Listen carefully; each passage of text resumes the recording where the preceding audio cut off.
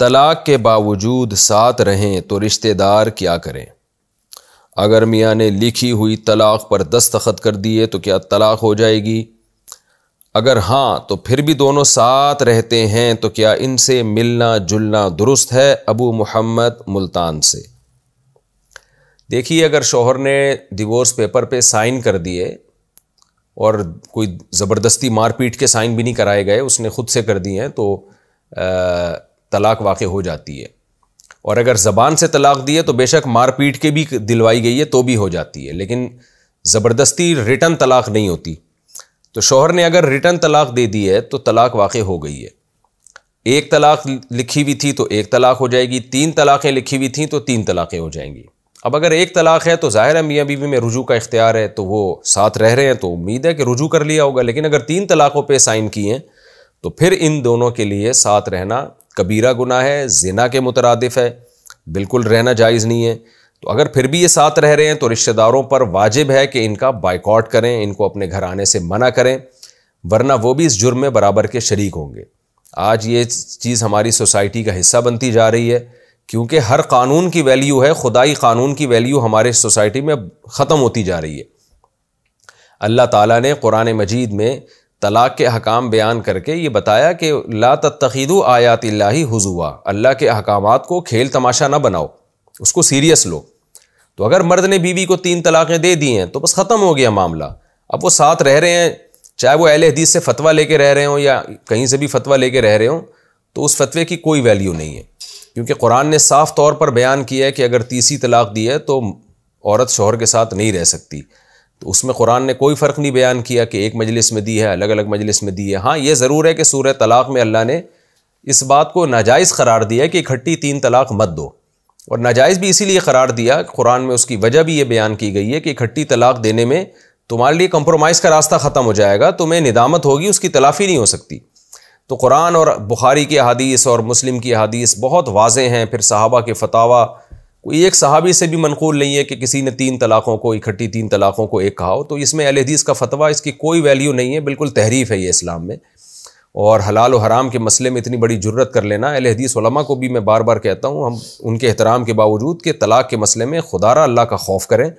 اگر آپ کو کوئی کنفیوژن ہے، کوئی مسئلے میں ابہام ہے تو ہم سے رابطہ کریں، ہم آپ سے بات چیت کرنے کے لیے تیار ہیں اس سلسلے میں۔ لیکن اس جرت کے ساتھ آپ لوگوں نے جس طرح سے ایک حرام کو حلال کر دیا ہے، وہ حرام جس کو اللہ اس کے رسول نے حرام قرار دیا تھا، اس کو جس طرح سے آپ نے حلال کر دیا، بہت دلیری کی بات ہے، اور اس پہ قرآن و سنت کا لیبل بھی لگا دیا۔ تو غلطیاں ہر ایک سے ہوتی ہیں، ابن تیمیہ رحمہ اللہ سے بہت بڑی غلطی ہوئی تھی اس مسئلے میں، اور سب اسی غلطی کو فالو کرتے چلے آ رہے ہیں۔ تو اس میں اللہ نے تو کتنی جگہ قرآن میں بتایا کہ جب طلاق کے مسائل میں خاص طور پر کہ اللہ کی آیات کا مذاق نہ بناؤ۔ تو یہ بڑا مذاق بن گیا ہے، 3 طلاق کے 3 ہونے کا فتویٰ دیا جاتا ہے، اور لوگ اٹھ کے کہیں سے بھی کوئی اہل حدیث سے فتویٰ لے آتے ہیں، اور پھر وہ جب ان اہل حدیث عالم سے بات کی جائے تو وہ بات کرنے کے لیے تیار نہیں ہوتے، وہ فوراً کسی اور موضوع کو چینج کرنا شروع کر دیتے ہیں کہ جی دیوبندیت پہ بات کرو، اور پتہ نہیں فلاں موضوع پہ بات کرو، کبھی آتے ہیں تقلید کے موضوع پر بات کرو، تو وہ ٹاپک کو اکثر یہاں پر چینج کر دیا جاتا ہے۔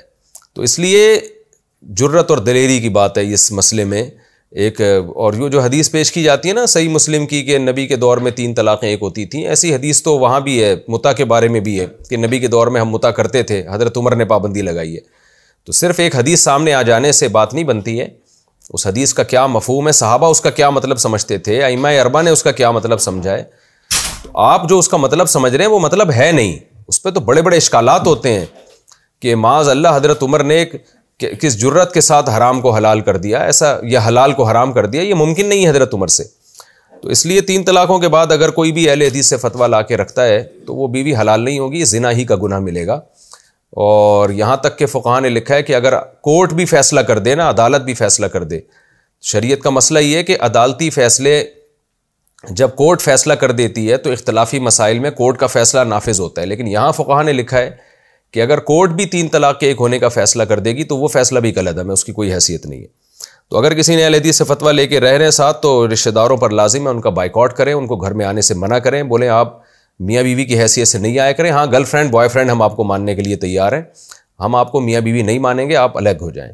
اگر ایسا نہ کیا تو اسلامی احکام کی ویلیو ختم ہوتی چلی جائے گی، اور یہ اللہ کے غضب کو دعوت دینے والی بات ہے۔ تو دنیا میں انسان بڑے آرام سے زندگی گزار لیتا ہے. ایک عدالت آخرت میں بھی ہے, قیامت کے دن بھی ہے. اللہ کے لیے جہاں محبت کرنا اسلام کا حکم ہے, وہاں اللہ کے لیے نفرت کرنا بھی اسلام کا حکم ہے. خوب سمجھ لیں, صرف محبت ہی محبت نہیں ہے اسلام میں, یک طرفہ. دیکھیں جب آپ سے کو کسی سے محبت ہوتی ہے تو اس کی محبت کی وجہ سے آپ بہت سوں سے محبت کرتے ہیں, لیکن اس کی نفرت کی وجہ سے آپ کو بعض لوگوں سے نفرت بھی کرنی پڑتی ہے. اس کی وجہ واضح ہے کہ محبت جبھی کامل ہوتی ہے کہ جب محبوب کے دشمنوں سے دشمنی ہو. تو جو اس طرح سے اللہ کے حکام کو کھیل تماشا بنا رہے ہیں, وہ وہاں سے فتویٰ لا رہا ہے, وہ ادھر سے فتویٰ لا رہا ہے, وہ ادھر سے کوئی سعودیہ سے فتویٰ لا رہا ہے, کوئی فلاں جگہ سے فتویٰ لے کر آ رہے ہیں, تو ایک تماشا بنا لیا بالکل طلاق کے مسائل کو.